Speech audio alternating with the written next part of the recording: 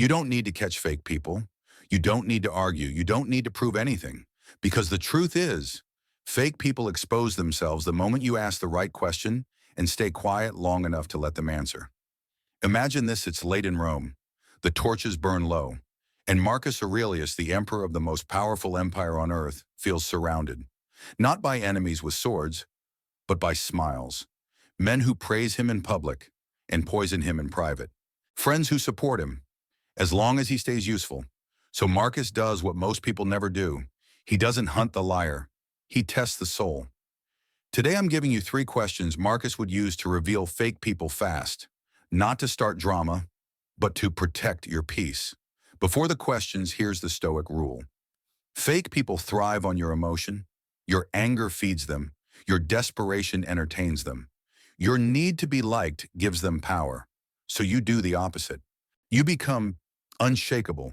You let questions do the work. And here's the key. These questions aren't interrogations. They're mirrors. Part 1, Question 1. Clarity exposes manipulation this morning, before the world speaks to you, before messages decide your mood, before other people decide what you should feel.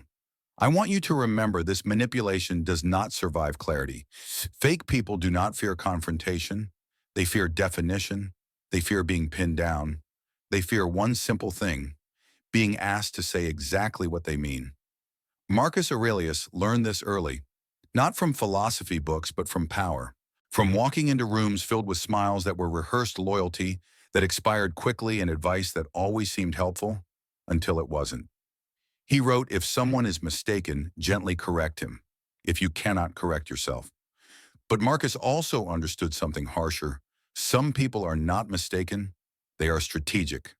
Imagine Rome at dawn, cold marble floors, breath visible in the air. Marcus sits alone, not yet emperor to the world, but already a target. Senators come to him with soft voices and heavy pauses. They never ask directly. They circle. They hint. They sigh. They say things like, "You know what must be done," or "Everyone expects you to act," or the most dangerous sentence of all, "I'm only saying this because I care." Marcus does not react. He does not argue. He does not explain himself. He asks one question calmly, slowly, without emotion. "What do you want me to do?" "Exactly." And in that moment, the room changes. Here's the first Stoic truth you must understand: manipulation thrives in fog. Clarity is light, and light makes fake intentions uncomfortable. When someone pressures you emotionally, they are often hiding the real request. Psychologists call this indirect influence. Studies on social manipulation show that people who use guilt, vagueness, or moral pressure are far more likely to avoid clear accountability. In one behavioral study, over 60% of manipulative requests became weaker or collapsed entirely when the listener asked for explicit definition. That is not coincidence. That is design. Fake people want you confused, rushed, or emotionally charged. They want you to fill in the gaps for them so they can deny responsibility later. When you ask for clarity, you remove their escape routes. So Marcus would wait, he would look at them, and he would ask again if necessary. "What do you want me to do?"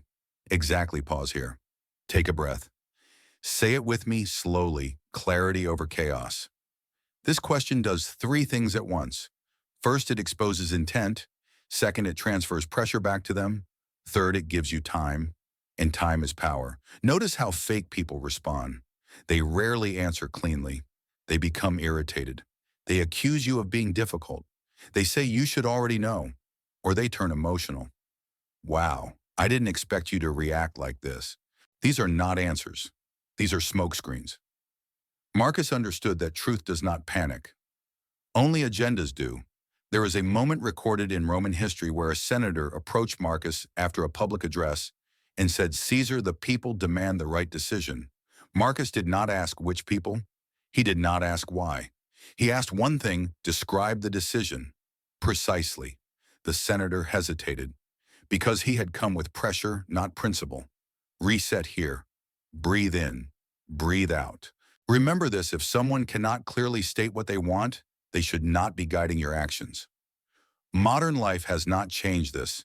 It has only sped it up. Today, the manipulation comes through messages, emails, voice notes, family expectations, workplace politics. The phrases are familiar. I thought you'd understand. If you cared, you would. Everyone else agrees. The Stoic response is never defensive. It is simple. What do you want me to do exactly? Data matters here.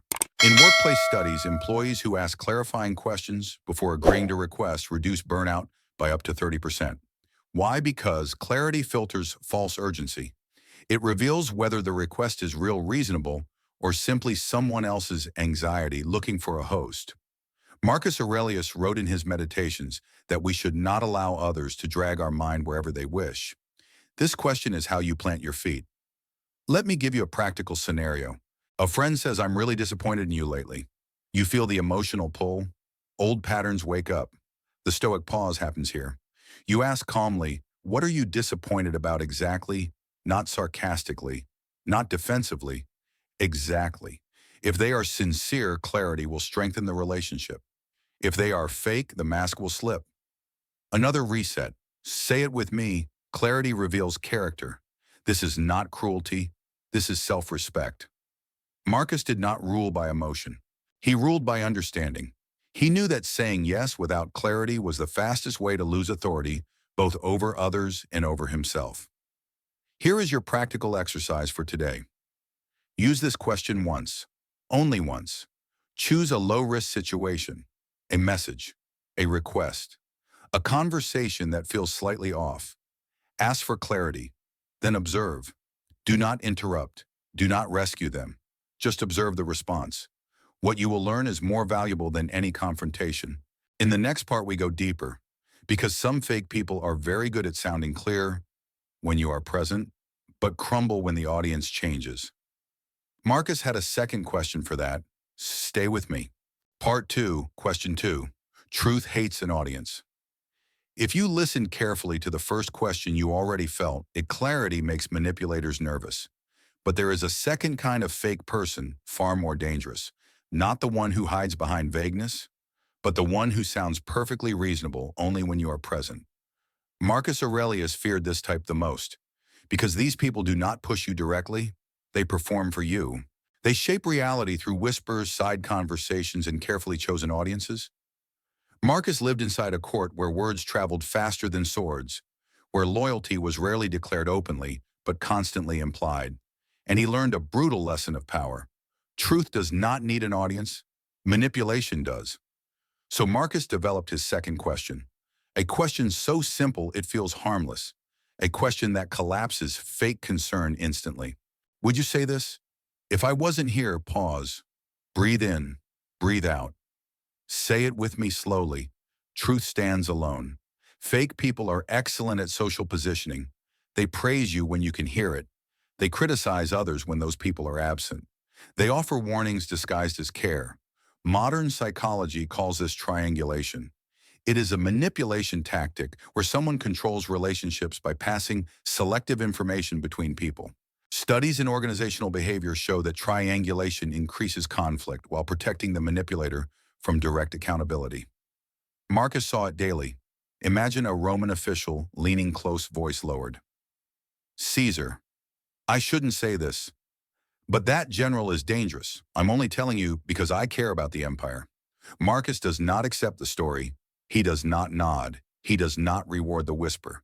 He asks calmly, have you said this to him directly? Silence. Then Marcus follows with the real blade. Would you say this if I wasn't here? And in that moment, the performance collapses, because fake concern depends on secrecy. If it were truly about truth, it would survive daylight. Reset here. Take a breath. Remember this principle: if someone needs you as an audience, the message is not clean. This question works because it forces alignment. Either they are willing to stand behind their words consistently, or they retreat. Notice the patterns. Fake people will say things like, I don't want drama. I just thought you should know. I'm staying neutral. But neutrality that whispers is not neutral. It is influence wearing camouflage. Marcus Aurelius wrote, the best revenge is not to be like your enemy. He understood that repeating whispers made you part of the manipulation. In modern life, this appears everywhere. A coworker says, between us, management doesn't trust her. A friend says, I love him, but you should be careful. A family member says, everyone is worried about you. The Stoic response is not emotional. It is surgical. Have you told them this? Would you say this if I wasn't here? Pause, silence. Watch what happens. Behavioral research shows that gossip loses power when forced into direct communication. In one study, over 70% of negative third-party commentary stopped when the speaker was asked to address the subject directly. Why? Because fake people fear exposure more than conflict. Another reset. Say it with me. I do not carry messages for cowards. This is not harshness. This is hygiene of the mind. Marcus refused to become a courier for hidden agendas. He knew that power leaks through side channels. There is a recorded moment when a court advisor attempted to turn Marcus against a provincial governor. Marcus listened. Then he asked one question. Shall we call him here and speak together? The advisor declined, and Marcus knew everything he needed to know. Here is your practical exercise for today. The next time someone brings you information about a third person, do not react. Do not judge. Do not agree. Ask one question. Have you said this to them? If they say no, ask the second. Would you be willing to? Then stop talking. If they are sincere, they will move toward resolution. If they are fake, they will retreat into excuses. Reset again. Breathe. Say it quietly. I choose directness. This question protects your energy. It protects your relationships. And most importantly, it protects your character. Marcus Aurelius believed that a disciplined mind does not borrow opinions. It investigates them. In the next part, we go deeper still, because some people pass the clarity test, some survive the audience test, but almost no fake person survives the final question, the question of principle. Stay with me. Part 3, Question 3, Principles Never Hide by Now. You've learned something important. Fake people collapse under clarity. They panic when the audience disappears. But there is a final layer, the deepest layer, the one almost no fake person survives. Marcus Aurelius knew this well, because some people are skilled enough to sound clear. Some are disciplined enough to stay consistent in public. But almost all manipulators fail when asked one question that cannot be improvised. Marcus would ask it quietly, not to accuse, not to threaten, simply to observe. What principle are you following right now? Pause here. Take a slow breath in and out. Say it with me. Principles do not improvise. This question is lethal to fake people because it removes emotion, removes urgency, removes narrative, and replaces them with standards. Fake people can fake feelings. They can fake loyalty. They can fake concern. But principles require consistency over time. Marcus lived in a world where favors were currency, where exceptions were constantly requested, where people spoke of loyalty but acted from self-interest. Imagine a wealthy Roman merchant kneeling before Marcus, his voice confident, his tone respectful. Caesar, he says, I have served Rome faithfully. Grant me this exception. Marcus does not ask about his feelings. He does not debate his service. He asks one thing. By what principle? The merchant hesitates. Because entitlement has no philosophy, only excuses. Marcus Aurelius wrote, if it is not right, do not do it. If it is not true, do not say it. This was not poetry, it was policy. Reset here. Breathe. Say it softly. Standards reveal reality. Modern psychology confirms this. When people are asked to explain the moral framework behind their behavior, deceptive reasoning increases dramatically. Studies in moral cognition show that liars rely on situational justification, while honest individuals reference stable values. In simple terms, real people can name a principle even if it's imperfect. Fake people hide behind phrases like, that's just how the world works. Marcus heard that phrase often. A court official once argued for unfair taxation. It's necessary, he said. This is politics. Marcus responded calmly. Necessary by whose standard? The conversation ended. Because fake people rely on moral fog, principles clear the air. Here is how this looks in modern life. A coworker asks you to bend the rules. A friend pressures you to betray a boundary. A family member demands special treatment. The Stoic response is not anger. It is alignment. What principle are you following here? Would this be fair if everyone did it? Would you stand by this tomorrow? Pause, silence. Watch carefully. fake people grow irritated. They accuse you of being rigid. They say you're overthinking because they are being exposed. Reset again. Say it with me. I live by standards, not moods. Marcus Aurelius believed that character is revealed when no reward is offered. Principles are what remain when manipulation fails. Let me give you a final practical exercise. The next time you feel pressured emotionally, socially, professionally, ask yourself first, before asking them, what principle am I following? Then ask them the same. If they cannot answer, you have your answer. This question protects you from resentment, from burnout, from self-betrayal, and here is the deeper Stoic truth. You don't ask these questions to change people. You ask them to see people. Marcus never chased loyalty. He filtered for it. He understood that peace comes not from avoiding fake people, but from recognizing them early. Reset one last time. Breathe. Say it with me. Clarity, truth principle. Now let's bring this home. 3 questions. What do you want me to do exactly? Would you say this if I wasn't here? What principle are you following? You don't need to ask them all. One is often enough, because fake people don't fear exposure. They fear consistency. Marcus Aurelius wrote, "Waste no more time arguing about what a good man should be. Be one. This is how you do it." Final call. If this series helped you, comment one word below, steady, because that's the Stoic goal: steady mind, steady boundaries, steady life. And if you want more long-form Stoic storytelling, real philosophy you can live by, and tools to deal with toxic people without losing yourself, subscribe to Making Life Better. New videos every week. Stay steady, stay awake, and never let unclear people write your principles. Before we close this story, I want to leave you with something Marcus Aurelius understood better than most. The goal was never to hunt fake people.